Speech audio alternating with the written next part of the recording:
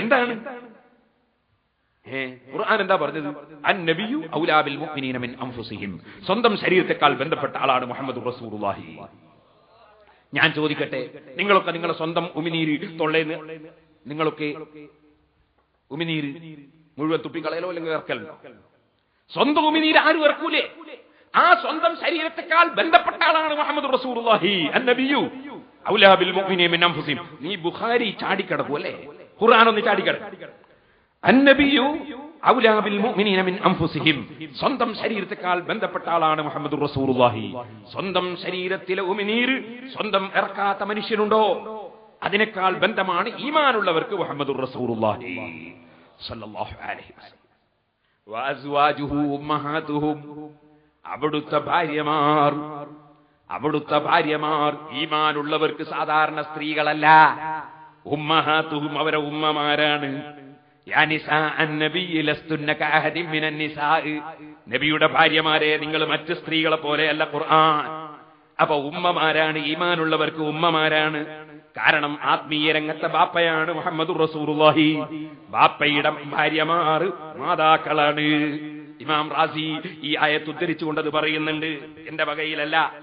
അപ്പൊ സുഹൃത്തുക്കളെ, ആ നബി സല്ലല്ലാഹു അലൈഹി വസല്ലം അവിടുന്ന് കണ്ടോ, ഈ വെള്ളം ഒഴിക്കാൻ കൊടുത്തപ്പോ ഉമ്മു സലമ ബീവി മഹദി അതാ വിളിച്ചിട്ട് പറയുന്ന അൻ അഫ്ദിലാലി ഉമ്മിക്കുമാ, ഉമ്മാക്ക് കുറച്ച് ബാക്കി വെക്കണേ അബൂ മൂസാ. ബിലാലേ, കുടിച്ചു തീർക്കല്ലേ. അല്ലാഹുവിന്റെ റസൂലിന്റെ രോമം കഴുകിയ വെള്ളം, അവിടുത്തെ മുഖം കഴുകിയ വെള്ളം, അവിടുത്തെ കൈ കഴുകിയ വെള്ളം, അവിടുത്തെ ഉമിനീര് ചേർത്ത വെള്ളം നിങ്ങൾ കുടിച്ചു തീർക്കല്ലേ. അതാ അവര് രണ്ടാളും നബി തങ്ങളുടെ ഭാര്യയ്ക്ക് കുറച്ച്, അതേ അവരുടെ ഉമ്മാക്ക് കുറച്ച് മാറ്റിവെക്കുന്നു. ഇമാം ബുഖാരി സഹീഹുൽ ബുഖാരിയിൽ 4328 നമ്പറായി റിപ്പോർട്ട് ചെയ്യുന്ന ഹദീസ്. സുഹൃത്തുക്കളെ, ഇതാണ് സുന്നത്തിയമാറ്റ്. ഇത് വിട്ടാൽ സുന്നത്തിയമാറ്റില്ല. ഇത് വിട്ടാ സഹാബത്തിന്റെ വഴിയില്ല. ഇത് വിട്ടാ ഇസ്ലാമില്ല. പക്ഷെ എന്താ ഉണ്ടായത്?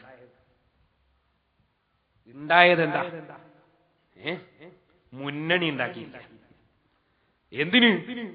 അല്ലാഹുവിന്റെ റസൂലിന്റെ മഹത്വം, ആ മഹത്വം ഇടിച്ചു താഴ്ത്തുന്നവർ മുന്നണി ഉണ്ടാക്കിയിരിക്കുക.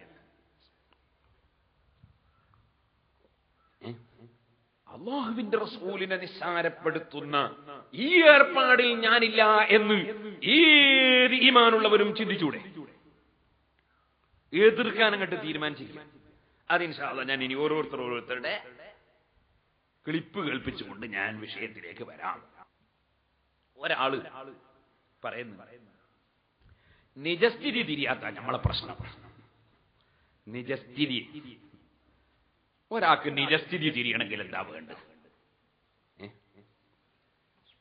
ഒരു സൂറത്തുൽ കഹ്ഫ് ഓതിയില്ലേ? സൂറത്തുൽ കഹ്ഫ് നേരണ്ടാവൂലല്ലോ, ആ സമയത്ത് പ്രസംഗിക്കണ്ടേ? കലീമുല്ലാഹി മൂസ അലൈഹിസ്സലാം പോയില്ലേ ഖദർ അലൈഹിസ്സലാമിന്റെ അടുക്കൽ? എന്തിനാ പോയത്? പഠിക്കാനല്ലേ? അപ്പൊ അങ്ങോട്ട് പോയിക്കൂടെ നിജസ്ഥിതി മനസ്സിലാക്കാൻ? അതല്ലേ സൂറത്തുൽ കഹ്ഫ് പഠിപ്പിച്ചത്? ക്ഷമിച്ചുകൊണ്ട് പോയി നിന്നില്ലേ? പിന്നെ എന്തിനാ സൂറത്തുൽ കഹ്ഫിൽ പഠിപ്പിച്ചത്? അല്ലാഹ് ഇരിക്കട്ടെ. അങ്ങനെ നിജസ്ഥിതി മനസ്സിലാക്കാൻ വേണ്ടി ഫോൺ ചെയ്ത ഒരാൾ ഞാൻ ആദ്യമായിട്ട്, ഇപ്പുറത്തെ കൂട്ടത്തിലുള്ള വല്ലതീ തവല്ലാക്കി ബർഹു മൂപ്പര, അതുകൊണ്ട് അയാളെ തന്നെ അയാൾ പറയുന്നത് എന്താ നിങ്ങൾ ശരിക്കും മനസ്സിലാക്കും. ഇപ്പൊ എന്താ പറയുന്നത്? ഇപ്പൊ പറയുന്നത്, ഈ അഹമ്മദ് മുഹമ്മദ് ഹസൻ ഖസ്റജിയുടെ വീട്ടിൽ ഒരു കെട്ടുമുടിയുണ്ട്. പുല്ലേരി തന്നെ ഉണ്ടായിരിക്കും, നമ്മുടെ നാട്ടിൽ പുല്ലേരി എന്ന് പറയുന്നത്. ഒരു കെട്ടുമുടിയുണ്ട്. എന്നാ ഞാൻ ചോദിക്കട്ടെ, ഈ കെട്ടുമുടിയുണ്ടെന്ന് നിങ്ങൾ പറയാൻ തുടങ്ങിയിട്ട് കാലത്രയും എപ്പോഴേ മർക്കസിന്റെ സമ്മേളനം? 2011 ജനുവരി 7, 8, 9 അല്ലേ മർക്കസിന്റെ സമ്മേളനം.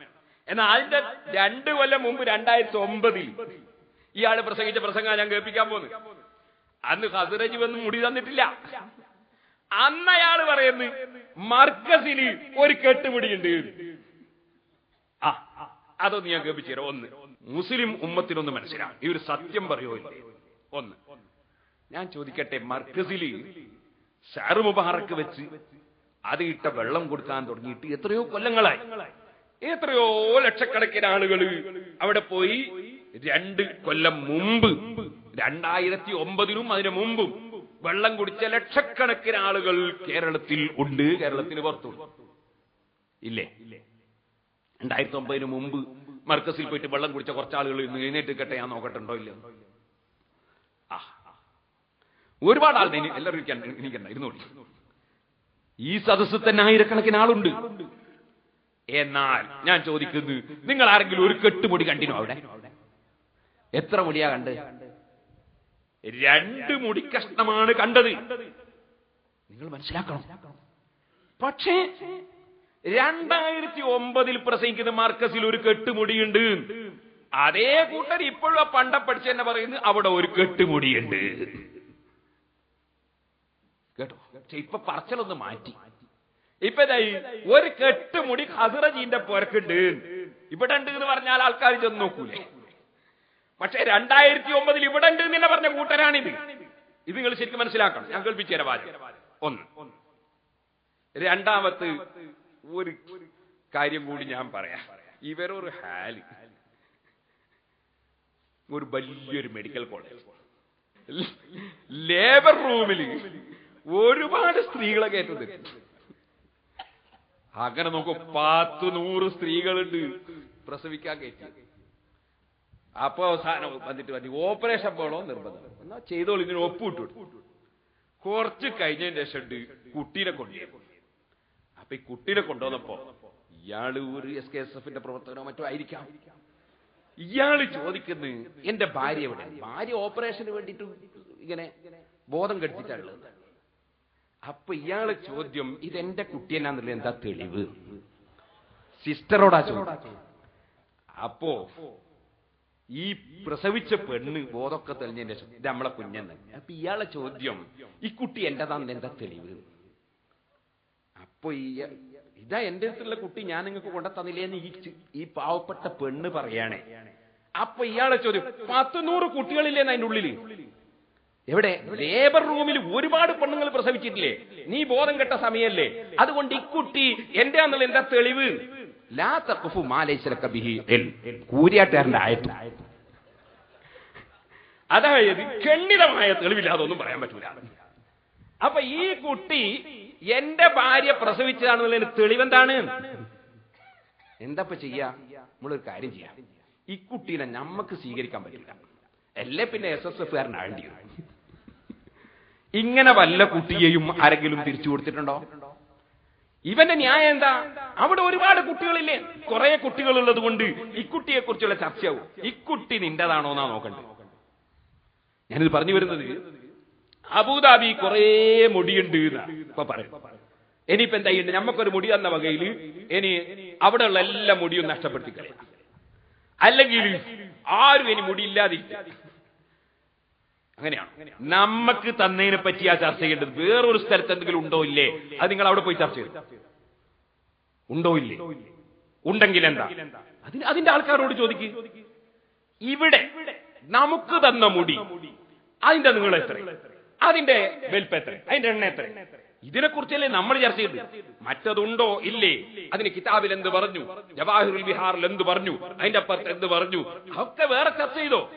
നമുക്ക് നമ്മുടെ കയ്യിൽ കേരളത്തിൽ ഇന്ന് 3 മുടി കഷ്ണമുണ്ട്. 2 ബർക്കാത്തി സയ്യിദന്മാരിൽ നിന്ന് ലഭിച്ചു, 1 അഹമ്മദ് ഖസ്റജിയിൽ നിന്ന് ലഭിച്ചു. ഈ തന്ന മുഴുവൻ ആളുകളെയും 100% മുസ്ലിം ഉമ്മത്തിന് വിശ്വാസമാണ്. വേറെ ആർക്കൊണ്ടല്ലേ നമുക്കറിയാം. ഞാൻ ചോദിക്കുന്നേ, നിങ്ങൾക്ക് ഈ ലേബർ റൂമിൽ നിന്ന് ഈ കുട്ടിയെ കൊണ്ടുവന്ന് തന്നപ്പോ നിങ്ങൾക്ക് അവിടെ സംശയം ഉണ്ടായോ? കൊണ്ടുവന്ന ആളാരാ? മുത്തക്കിയായ തഹജ്ജുദ് നിസ്കരിക്കുന്ന ആളാ കൊണ്ട തന്നെ? നിങ്ങളെ സ്വന്തം ഭാര്യയാണെങ്കിലോ അപ്പം ബോധം കെട്ട് വീണതുവാ. ഇനി സ്വന്തം ഭാര്യ തന്നെ പറഞ്ഞാലോ, ഒറ്റ പെണ്ണ് പറഞ്ഞാൽ സാക്ഷിക്ക് പറ്റുമോ? 2 പെണ്ണില്ല, 2 ആണില്ലാതെ? എന്നാ നിനക്ക് സ്വീകരിക്കാൻ പറ്റും? ഇങ്ങനെയാണോ തെളിവ് നോക്കൽ? സുഹൃത്തുക്കളെ, സംശയിക്കുന്നതിനുണ്ടൊരു അതിരുന്നായി പറഞ്ഞതിനർത്ഥം സംശയിക്കുന്നതിനും ഉണ്ടൊരു അതിരുന്ന്. എല്ലാറ്റിനും സംശയിക്കല. ഒരു മൊയ്ലിയാർക്ക് സംശയം, എന്താ സംശയം? ഞാൻ